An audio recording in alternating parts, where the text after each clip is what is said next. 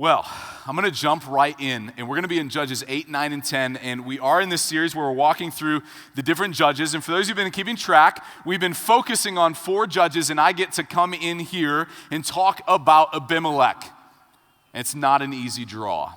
You need to know that Abimelech is one of the worst characters in the entire scriptures, if not one of the worst humans in the entire scriptures. He's brutal. And so we're going to read his story, Judges 8, 9, and 10. Now, as we get into his story, I just need to make a simple point. Many of us, when we read a story, when you watch a movie that's a story, when you're getting drawn into a story, you tend to identify with one character over others, right? You're like, that's my guy, that's my girl, I love the hero, I hate that guy, right? I can't stand people like that, right? And then there's other people who are like, I could never do that. How could someone do that? You know, and we tend to identify strongly with one or two characters and not with others. Some of you have begun to take quizzes, right? These BuzzFeed quizzes, those of you that are on Facebook. How many of you have taken these quizzes before, right? They tell you what kind of musical you are, what 80s rock band you are, what character you'd be in the Hunger Games and things like that. And I just need to let you know that we don't care at all.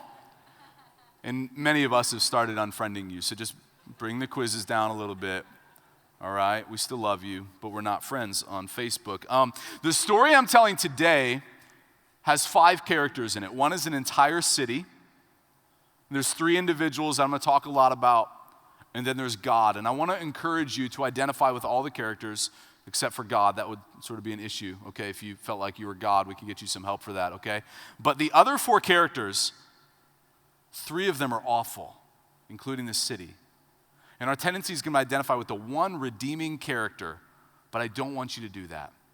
And I'll explain why. I want you to see that every one of these people are every one of us. Now, to talk about Abimelech, I got to talk about his daddy. His daddy was Gideon.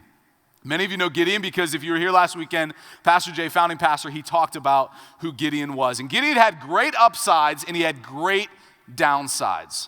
And so I need to let you know a little bit about who Gideon was. So upsides of Gideon, he was a good leader at times, and at one point he even stood up and he said, I'm not going to be your king, Israel, because they weren't supposed to have a king. Their king's supposed to be who? This is a test, but not one on Facebook. It's supposed to be God, right? So it's supposed to be Yahweh, their covenant God. That's his covenant name. They're in a covenant with God. That's who their king is supposed to be. And so Gideon, at one point, leading very well, stands up and he says, I'm not going to be your king. This guy's our king. So I'll follow him, you follow me. But his downside came up quick. He got married to several different women, which was a cultural thing around that time. You need to know everything in the scriptures you're not supposed to do, okay? He's practicing polygamy. Doesn't mean we're supposed to be polygamous, all right? That's not what we're supposed to do. He's picked this up from the culture around him that worships that which isn't God and operates a different way.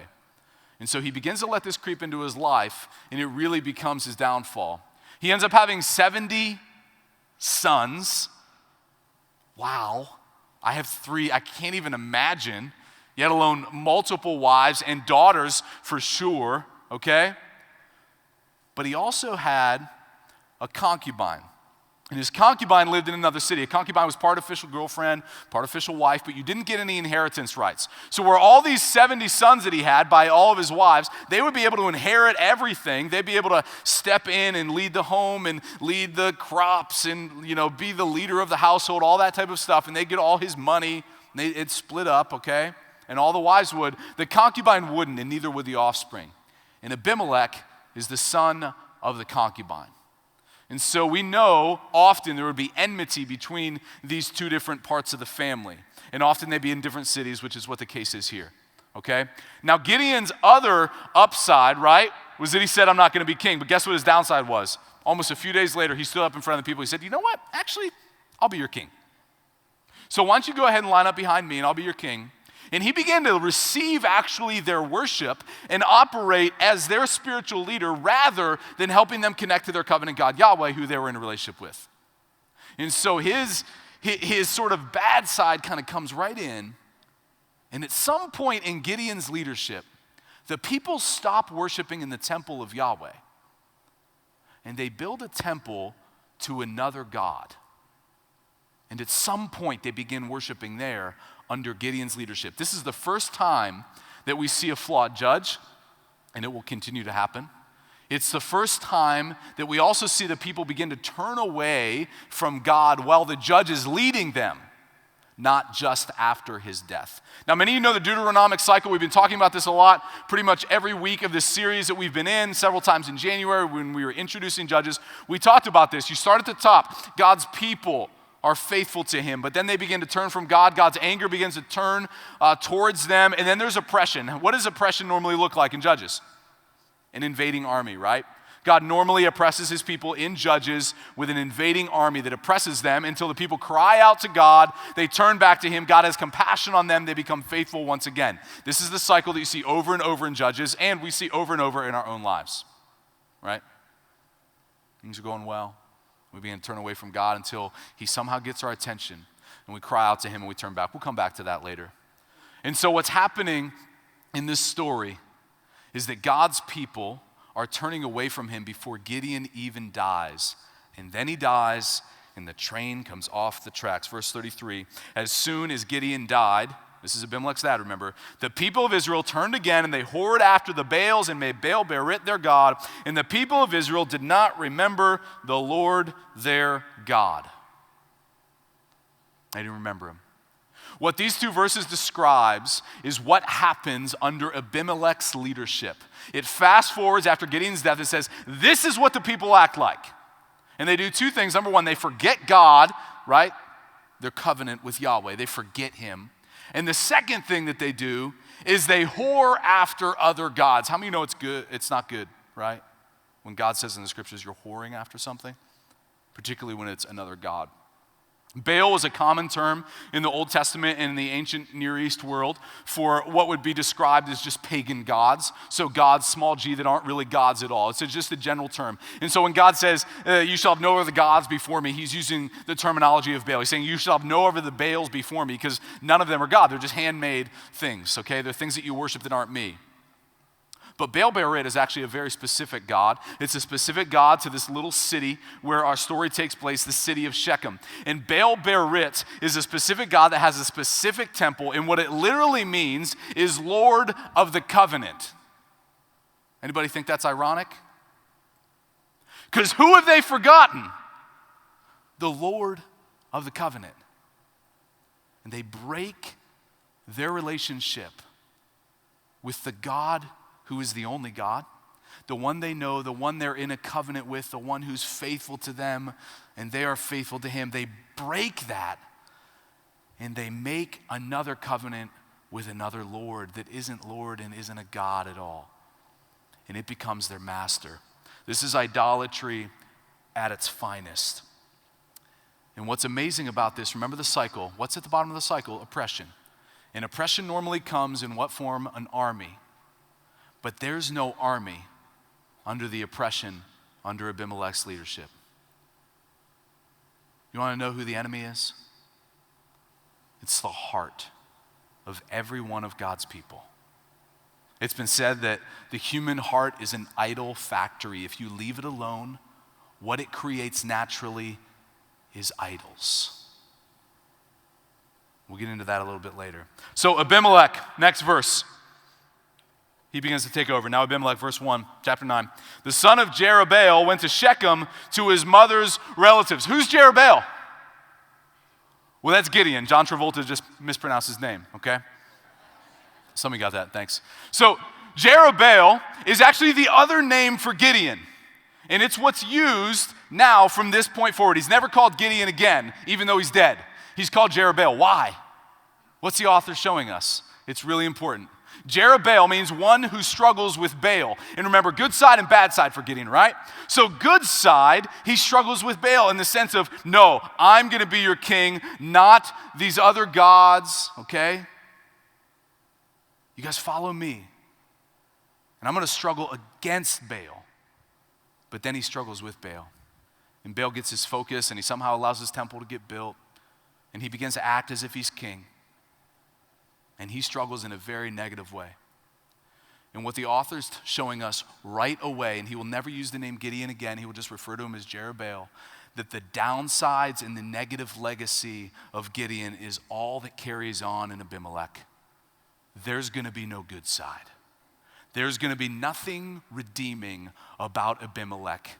He will not struggle, and it's because he just doesn't care.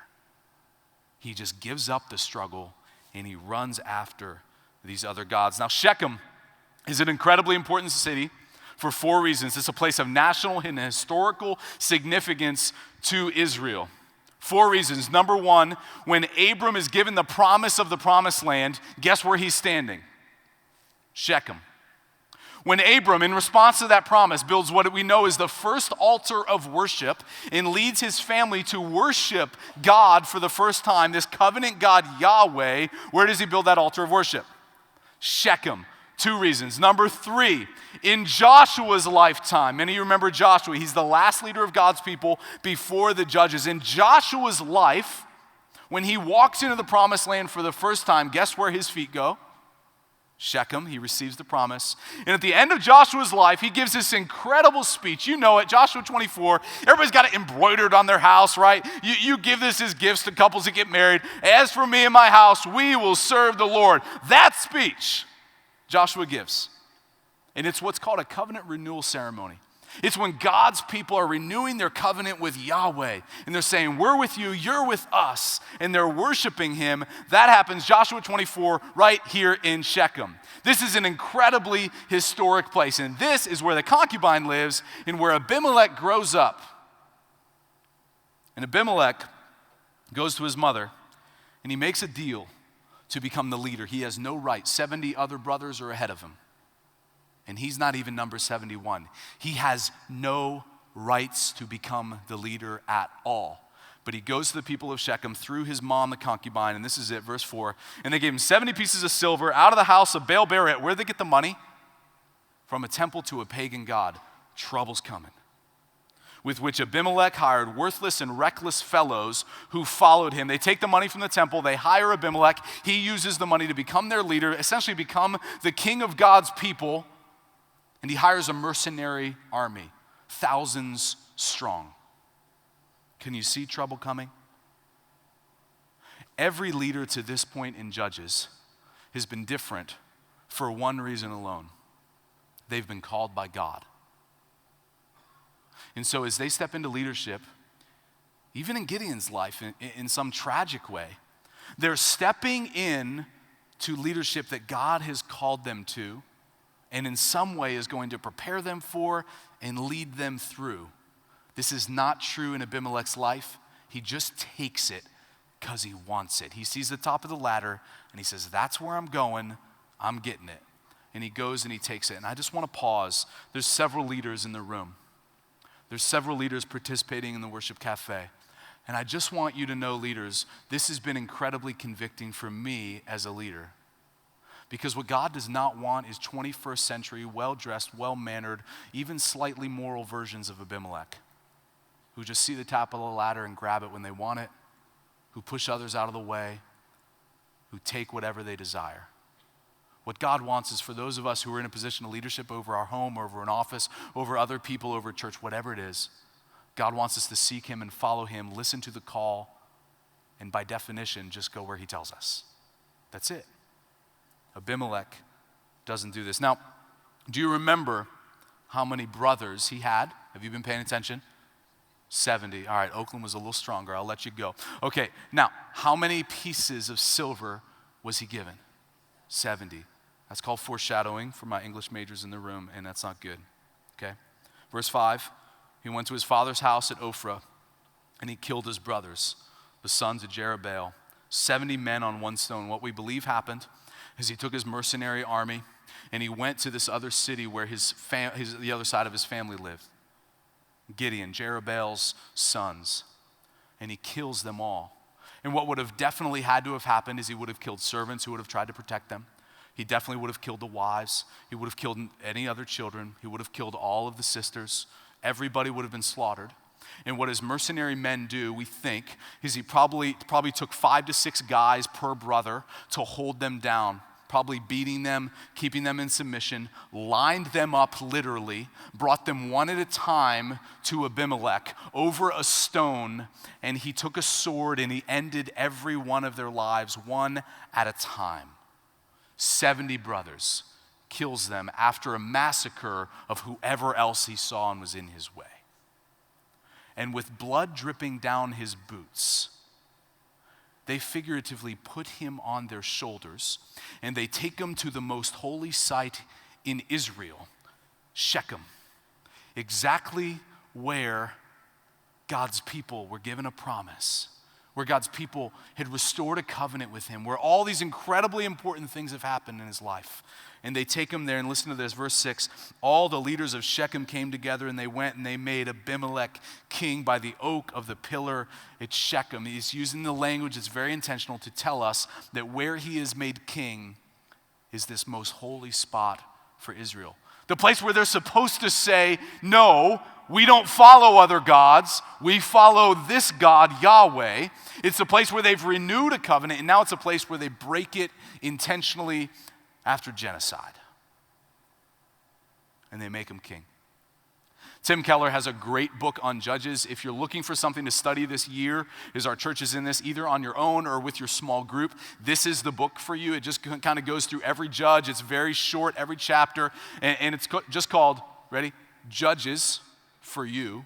Okay, it's by Tim Keller. And it goes through all the major judges. It's fantastic. And in his section on Abimelech, he says this.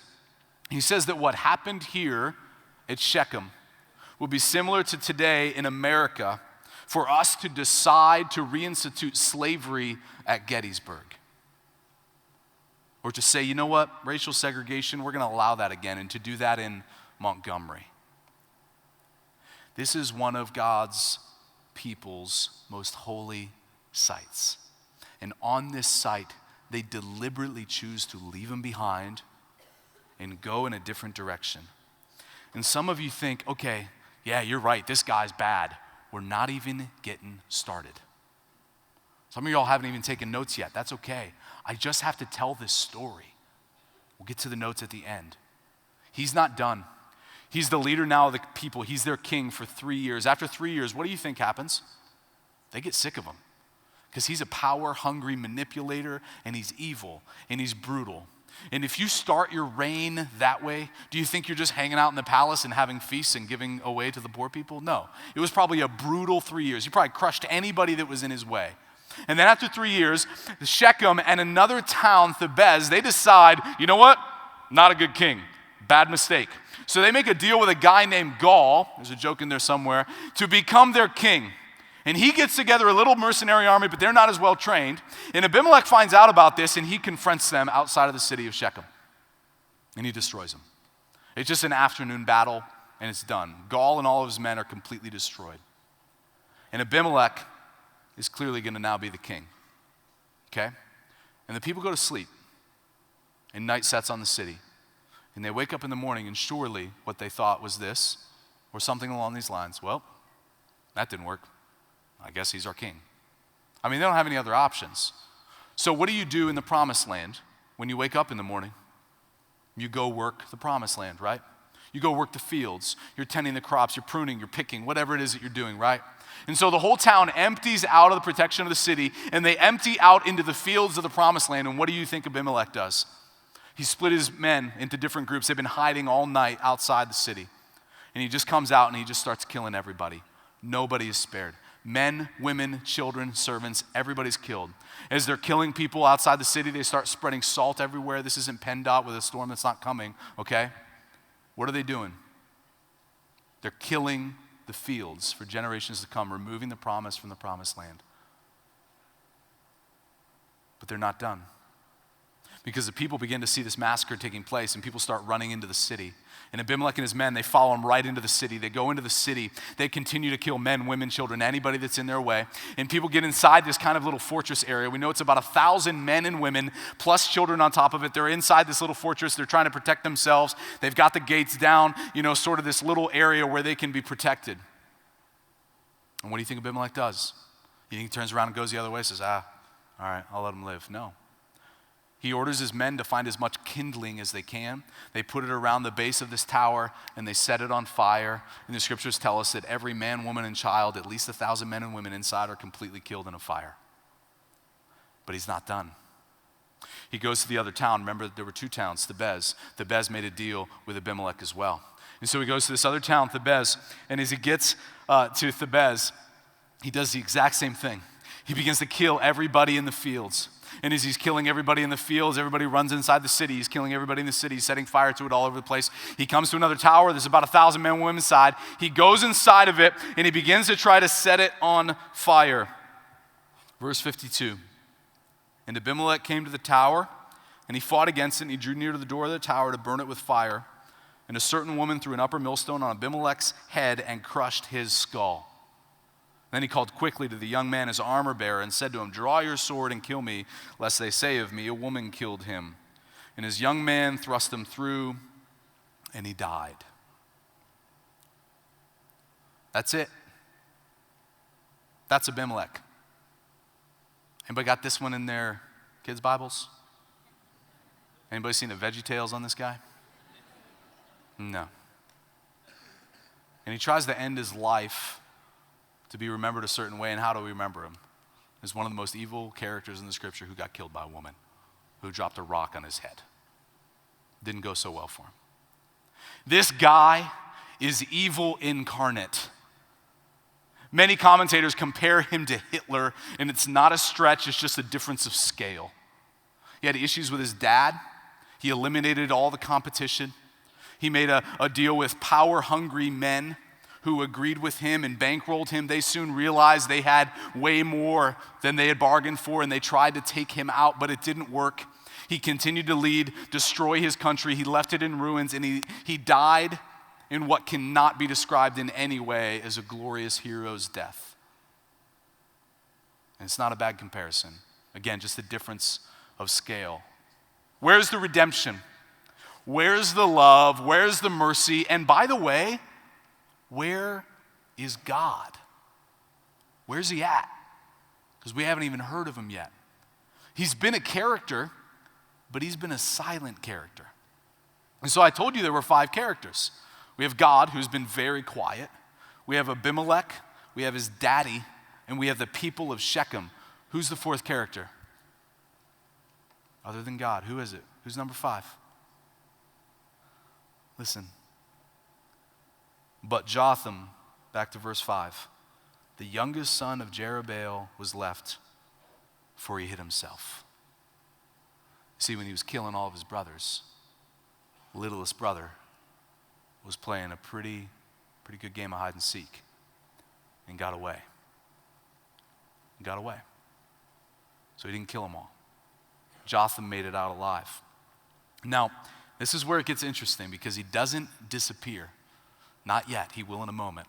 But he does one thing that's very important, and he's the only little redemptive piece we see in this whole story. Jotham is a classic younger brother. I got any younger brothers in the room? Yeah, I am. My hand's up, okay? So I got beat up all the time by my 2 older brothers, and the only thing I could do was what? Get the last word in and then run away, okay? Sarcasm and then run the other direction. That's exactly what Jotham does, okay? He's a classic little brother, so you can read it later on your own. There's a parable he tells, and I'm going to paraphrase it for you. There's a kind of a prophecy that he gives, and I'm going to paraphrase it for you. You can read it later on your own, but this is essentially what he does. He goes to where they're having this covenant-breaking ceremony, remember? Right after all the brothers were killed except Jotham, they carry him, and the mercenary army, the people of Shechem, they're all gathered together, and they're right there in this holy place, and they're having their covenant-breaking ceremony, and they're becoming one with this Baal-Berith god, this other Lord of the covenant. And Jotham goes and finds a little hill within shouting distance of there, so let's call it 200 yards away. He finds a little hill in a little clearing. This is a guy who's not afraid of what he's about to do. These are the thousands of mercenaries who just killed all of his brothers. And what he does is he goes to this little hill, and he finds them, and he says, Hey, sorry to interrupt you guys. Hey, sorry, I'm up here. Hey, it's me, Jotham. I'm the youngest brother. Hey, I just wanted to say this, and this is what he says. Hey, if you guys are happy with Abimelech, if he is upright and he follows the ways of God, and he's full of integrity and honor and strong ethics, you know what? You're going to love him. He's going to be great for you. And he is going to love you. He's going to treat you well. You'll treat him well. This is going to be a great match. Go get him, guys. But just to be clear, if that's not true, then you know what? And then he pauses and he prophesies, which means he tells into the future as a mouthpiece of God what's about to happen. And he says, but if he's not like that, may fire come out of him and kill all of you. And in the midst of fire, may you raise up and kill him. And then he's like, and he disappears. That's a drop of mic for anybody under 35, okay? Over 35, okay? He just drops the mic and he goes the other direction. He's done. Jotham disappears. You want to know what Jotham's name means? Yahweh is perfect. Do you think that's an accident? No. He's the only one that represents the ways of God.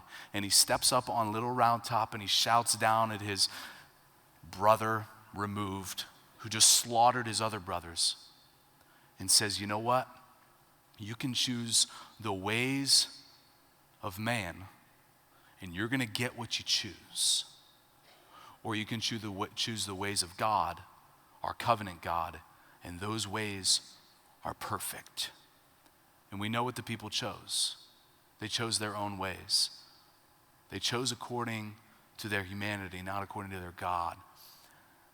And so did those things happen that he predicted, that he prophesied? Yeah. All those people die from fire and from Abimelech. And in the midst of fire, they raise up and they kill him. God's ways are perfect. And that's where the Abimelech story ends. Now listen, several weeks ago, after our God, Where Are You series, my wife, her sister was getting married down in Austin, Texas. Anybody ever been to Austin? Really fun town, right? Great. I mean, it's not Pittsburgh, but it's fun.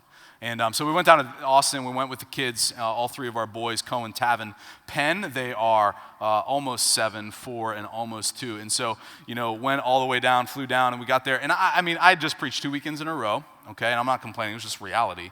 I was completely tired, and I hadn't had a lot of time with the kids. And so I kind of slept in, and then I was like, okay, I need a day before the wedding festivities start to just hang out with the kids, kind of reconnect, particularly the older one. We were going to need some significant time to sort of undo, his dysfunction, okay? And so we, some of you know what I'm talking about, parents. And so we had this plan. And so this is what we did. We're in Austin, we're Texas, and first of all, we woke up and the whole family, all the boys, we went to one of these trampoline parks. Have anybody ever been to these things? Indoor trampoline parks. No one in the room has been to a trampoline park? Okay, a couple of you had. Okay, seriously, you need to go with your small group and leave the kids at home. They're awesome, okay? There's just trampolines everywhere, and it's dodgeball, basketball, ball pits. They are a blast. You'll all pull something. I did too. That's okay. They're just a lot of fun. I crushed all 3 of my kids at different points, and they were crying, and I got a little too much into the dodgeball thing. He wasn't into this move, and I just crushed him, and he cried. And Tavin, I held him in my arms, and I did one of these things at the basketball hoop, and I jumped to go dunk him so that he could dunk with me, and I accidentally dropped him when I did the ball. And so he hit the ground, and he bounced up to me, but he wasn't into that, okay? And then I jumped into the ball pit, and I landed on the baby because I just kind of was out of control, okay? But they loved it, okay, because they're boys. So that was all really fun. So we go to the ball pit, and we're having a blast. And then I'm like, okay, we're going to drop the little guys off, and we're going to leave them at the house where Amy is. And so we left Amy and the 2 little guys at home, and then Cohen and I were going to go out on a daddy date, have a little one-on-one time. So we went to the Holy of Holies, Chick-fil-A, and got a little meal, right? And then we decided it was time to go to our first feature-length movie. We hadn't been to a movie before. Almost 7 years old. And I had heard a lot about this movie. I'd read the reviews. I'd talked to a couple other dads who were Christians, same worldview, and I knew we were going to be safe. So what did I go see? Let it go, let it go. I went to see Frozen, and it was awesome. Awesome. We loved it. We laughed. We just enjoyed the story. It was so much fun. And we get out of Frozen, and it was in the middle of the Olympics, so we went home, and I'm like, I'm toast. I'm tired. I've been crushing it as a dad all day, so I'm just going to take a little cat nap on the couch, and I'm going to put on Olympics for him. But after 20 minutes, he's rocking me and waking me up. He's like, Daddy, I'm bored. I'm like, the Olympics are on. He's like, it's figure skating. I'm like, okay, I understand. And then he says to me, will you come outside and pitch with me? I'm like, all right, well, it's still winter in Pittsburgh, and it is going to be till like June. So yeah, I'll go outside and pitch with you. So I pitched to him for an hour and a half, just pitching, and he's just hitting. And we're actually having fun. It was 70 degrees, sorry. We were enjoying ourselves. The other brothers came out, we're playing out. We're like, hey, we're in Texas, let's go out to barbecue. So we go out to barbecue, and it's ribs and chicken and brisket, and they don't do pork in Texas, but it was all really good. And, just barbecue sauce on the face, right? And we go home and we take the baths, we clean everybody up, and it's been the best dad-son day ever. And my wife's just been along for the ride, enjoying as much as she can. And then it's time to lay down Cohen, the oldest son. And those of you who are parents in the room, anybody want to take a guess at what happened? Total freak out. I mean, just total tantrum. He lost it. Tears, snot, and he said, for one of the first times, several of these things that you've said them as well. He said things like, you don't love me, you don't like to spend time with me, you hate me. I'm like, what? Where is this coming from? And he is just losing it about going to sleep at the end of this awesome day. And you've done this before. Those parents in the room, can I get an amen? Right? You've seen your kids. They probably did it last night, okay? You've seen it in Target. If you haven't seen it in a while, just go to Target, okay? You'll see it. Just hang out the kids' toy area. I've been crushing it as a dad all day. I mean, crushing it. Anybody had a day like that with their kids? I mean, that is a good day. And at the end of that day, he has, what in his mind? You don't love me? You don't like me? No. Are you kidding? How can you forget the whole day? And isn't that what we do with God? And isn't that what we see in this story? God is crushing it with his people. He's crushing it. He's the best father they never had. He's spending time with them. He's loving them. They're in a covenant relationship. They know how they're to operate, and it's really not that difficult. And he's saying don't worship other gods, not because he doesn't want to take away freedom from them, but because he wants to give them freedom and promise. He's been crushing it. And they leave him behind, and they say, Yahoo? And they walk this way. And we do the exact same thing, don't we? God's crushing it. That worship service was incredible. I just got baptized. Oh my goodness, I came up out of the water and I had such clarity. I just got back from this mission trip and that was unbelievable, and I am never doing this again. And I just had this incredible time with the Lord in the morning. My journal is full, several pages. I've been writing. God was revealing things to me. God is crushing it. And we walk out of that worship service and it's gone. And we get back from that mission trip, and the thing we said, I'll never do again, we go and do it again. And we come out of that quiet time, and God told us something very clearly, and we completely forget it, even though it's written down. And we walk the other way, because the human heart is an idol factory. And if we don't have an idol that has caught our attention, we will create one, because that's what we do. And we forget our God. And even though that's true, and even though in this story it's definitely true, and even though in this story, put back up the cycle slide, even though in this story God's people never turn back to him, even in this story, though God's people, under their oppression, they never cry out to him, and even though they continue to forget him, and we have no hint that any character at any point gets on their knees and says, God, forgive us, we're sorry. Even though that never happens, guess what Yahweh does? He closes the loop himself. He says, okay, well, we'll just skip that part, and I'll show you what it means to be in a relationship with the only true God who really loves you and would lay down his life for you. And so he raises up another judge. Chapter 10, verse 1. After Abimelech, there arose to save Israel Tola, son of Puah, son of Dodo. It's like a punk rock band name in there somewhere. A man of Issachar. And he judged Israel 23 years. The language of arose to save Israel is the language of a redeemer. It's the language of a savior, and it's only used to talk about Deborah and to talk about Tola. And God raises Tola up to save the people from their oppressor, which is who? Themselves. God closes the loop himself. And so, church, here come your fill in the blanks, and they're going to come quick. There's only 2 of them, but 4 points with only a few minutes left. Number 1, when God seems silent, he's not forgotten us. We've forgotten him. Go ahead and try to test that. See if you can find a spot in the scriptures where God has forgotten his people. It doesn't exist. It's us who do the forgetting of him. God doesn't want to leave you alone, but he will leave you alone. And be like, all right, go ahead. Make your choice. Do what you want. I'll be right here waiting for you whenever you want to turn back. God's not silent. Number 2, we cannot avoid idolatry if we don't know what it is. Idolatry always exists by definition in our blind spot, okay? We don't see it, okay? You're driving down the road. I got this awesome minivan now, right, because I got the kids. I'm driving down the road. The blind spots on this thing are massive. It's like driving with this and this and this and this. I got to be like this when I'm turning left in the city, okay? That's exactly what we have to be like spiritually, because our culture has put all these blind spots around us, and if we aren't learning how to look around these blind spots, we are going to be in a lot of trouble. You can't avoid idolatry if you don't know what it is, and God's told us in verse 1 how we can know idolatry and how we can operate. But you got to really know your scripture to catch it.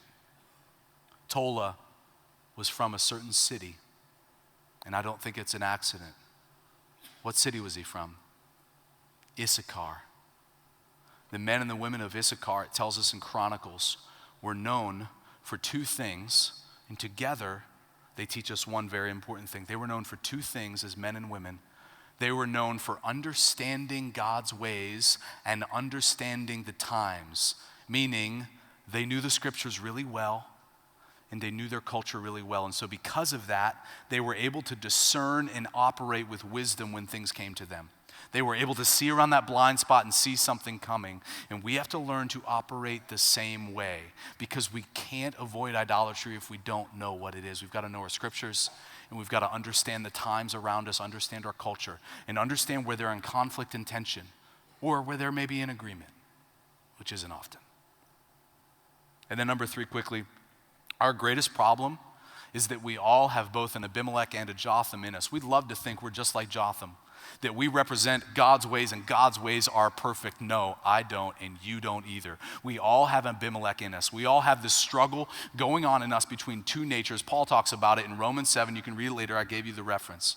He says, I do not do the things that I want to do, and the things I don't want to do, I keep doing those things. We all have Abimelech and Jotham in us. You can call it Abimelech and Jotham, Jekyll and Hyde, Gollum and Schmeagol. It doesn't matter. It's inside of us. And human beings for thousands of years have been putting their finger on this fact. And Paul, at the end of Romans 7, he asks one very important question: who will save me from this struggle? Who will save me from this wretched body of death? Who will save me from this back and forth? Because I want to follow God, because his ways are perfect. But who will save me from myself? And the answer, number 4, is that God's grace is the only thing that can save us from ourselves. God's grace is the only thing in the story that closes the loop. And it's the same in our life. You want to save yourself? Not possible. Try it. It won't work. You want to be saved? God does it. And he will close that loop. And in fact, he did. Because Paul answered his own question in the next verse at the end of chapter 7. Who will save me from this wretched body of death? Thanks be to Jesus Christ, who already did the saving. You see, the only redemptive note in the entire story of Abimelech is actually that it points us to how desperately every one of us need Jesus. And we need his death on the cross to take care of the Abimelech in every one of us, to take care of our sin. And so the way I want to end this sermon, I want to invite you to stand. In the worship cafe where you're participating, I would like you to stand as well. And I just want to offer a very simple moment for you to respond. That if you're at a spot in your life where you're struggling, you're at a spot in your life where you want to receive what Jesus did in closing the loop for you and you want that to mark your life, then I'm just going to take a moment to pray with you. And you can repeat this prayer in the quietness of your own heart and choose today to allow God to save you rather than trying to do it yourself. So let me pray. God, we come to you right now. And God, we come to you and we recognize that we are incapable of saving ourselves. But thanks be to Jesus Christ who did the saving for us. So God, now with many, I believe, that want to choose to stop struggling with sin, they want to choose to follow you today. God, I'm just going to pray to you, and they're going to pray in the quietness of their own heart and receive what you did on the cross. And so God, thank you for what you did on the cross. Thank you that your son, Jesus Christ, paid the penalty of my sin. And thank you that today I can choose to follow you and I can receive that free gift where you close the loop for me. In Jesus' name, amen.